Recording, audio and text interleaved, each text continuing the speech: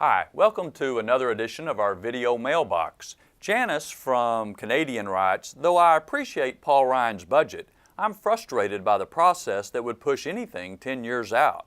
I would agree to a 10-year goal for my budget, but your budget is for today. We don't even know who'll be in office in 10 years. We must get real.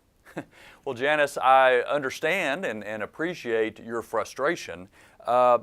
What a lot of people don't know is that the law requires a budget that Congress passes to look out over a 10-year period, because it's important to look at the consequences of our policies in the future, not just the effect that it may have on this year's budget. But I think you're right.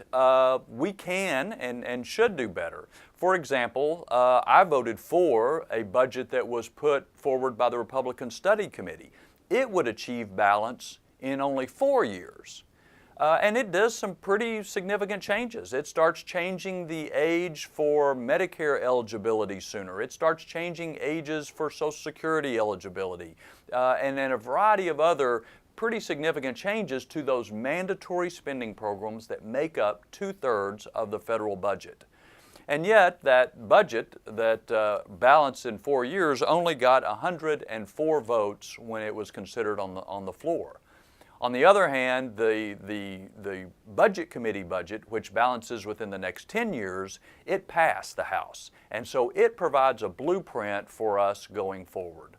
I think it's important to step back too and just remember that a couple of significant things have happened over the past month.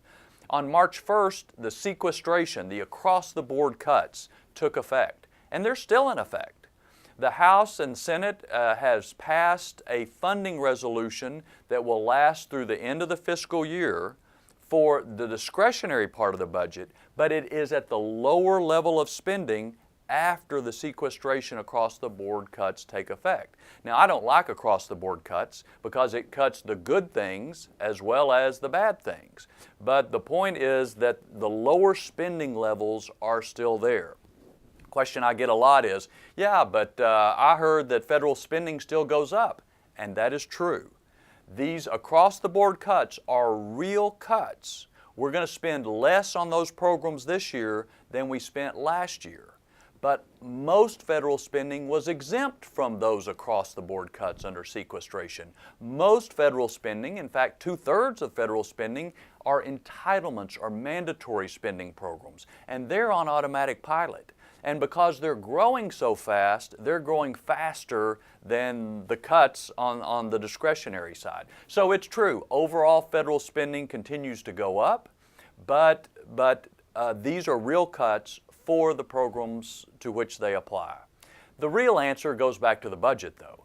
We've got to begin to reform those mandatory spending programs that comprise 2/3 of the budget. That's the way we get to balance, whether it's 4 years or 10 years, that's the way we begin to get our fiscal house in order, and I'm going to keep pushing towards that goal. Thanks for listening, and I'll look forward to seeing you again next time.